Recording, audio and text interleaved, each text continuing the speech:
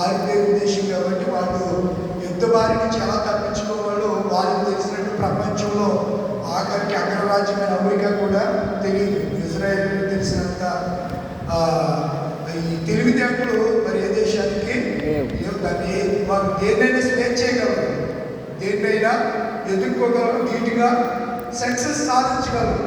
అలాంటి పవరు, ఆ జ్ఞానం దేవుడు ఇజ్రాయేల్ ప్రజలకు దేవుడు ఇచ్చాడు అని చెప్పబోయే సందేహం లేదు. కనుక మన బిడ్డల కోసం మనం ఏం చేయాలి?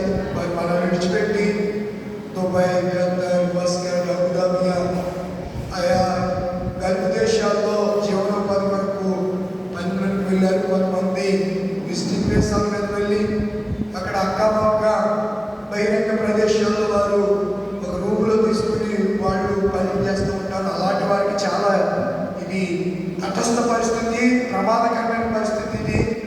కనుక మన ఆంధ్ర రాష్ట్రాల నుంచి గల్ఫ్ దేశాలు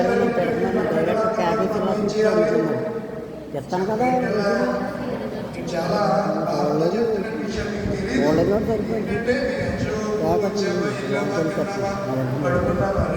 ఫ్యూచర్ మీకు అర్థం కావట్లేదు. ఫ్యూచర్ అర్థమైతే బొమ్మ కనబడుతుంది, ఫ్యూచర్ అర్థమైతే బొమ్మ కనబడుతుంది. ఈ కళ్ళు బయలుదేరితే నేనేం చేయలేదు. బొమ్మ కనబడాలి అంటే కళ్ళుకున్నటువంటి పొరలు రాలిపోవాలి. కళ్ళు వెనకలైపోయాయి, ప్రభుని చూడలేనటువంటి కళ్ళు. అసలు మీరు ఈరోజు పేపర్ చూడండి, సాక్షి కానీ ఈనాడు పేపర్ చూడండి, మెయిన్ హెడ్డింగ్లు వచ్చాయి. మీరు ఎలక్ట్రికల్ మీడియా చూడండి, టీవీ నైన్, ఎన్టీవీ, మొత్తం అన్ని ఛానల్స్ అసలు భయంకరంగా చెబుతున్నాయి.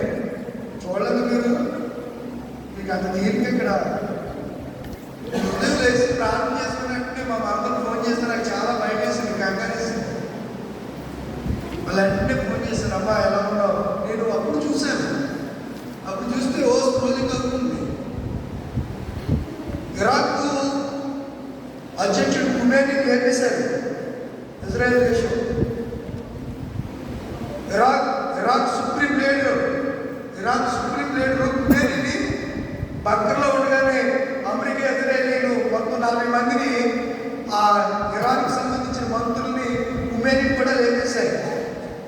అది బీబీసీకి వచ్చింది, ట్విట్టర్లో డొనాల్డ్ ట్రంప్ గారు పోస్ట్ చేశారు. ఇంకా మన ప్రింట్ మీడియాకి, ఎలక్ట్రికల్ మీడియాకి ఇంకా వార్త అందలేదు. రీసెంట్గా జరిగినటువంటి వార్త అది.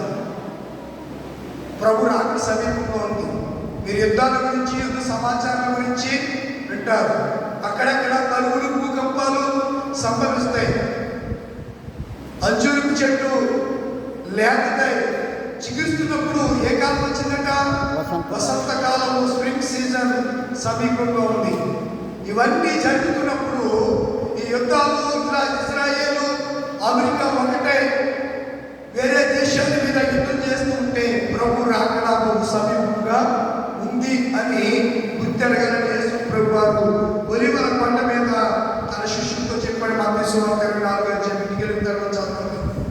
మీరు రాకడకు, యుగ సమాప్తికి సూచనలు ఏమిటి ఆయన విషయాలన్నీ చెప్పాడు. మీరు యుద్ధాల గురించి, యుద్ధ సమాచారాల గురించి వింటారు. భారతదేశం కూడా భయపడుతుంది. మేబీ రానున్న 2-3 రోజుల్లో పెట్రోల్ ధర విపరీతంగా పెరగవచ్చు. ఇరాన్ సూయజ్ కాలువను మూసేసింది.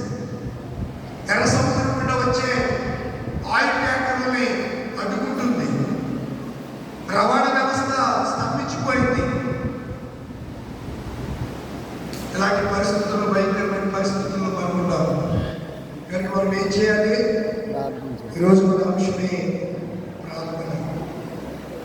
మన పనులు ఎప్పుడు మనకు ఉంటాయండి, మన పనులు ఎప్పుడు మనకు ఉంటేనే ఉంటాయి. తీరిక లేదు, దమ్ముడి ఆదాయం లేదంటే కొంతమంది. క్షణం తీరిక లేదు, తీరిక లేదు, దమ్ముడి ఆదాయం లేదు. ఈరోజు మన చాలా అంశము the power of prayer. The power of prayer. ప్రార్థన విశ్వాసము మరియు ప్రార్థన మనం చేసే ప్రతి పనికి సంపూర్ణ అర్థాన్ని ఇస్తాయి. ఫోలియో రీసెంట్గా చెప్పినటువంటి మాట, రోమన్ క్యాథలిక్ సంఘానికి ఎవరుంటారు చెప్పండి? పోప్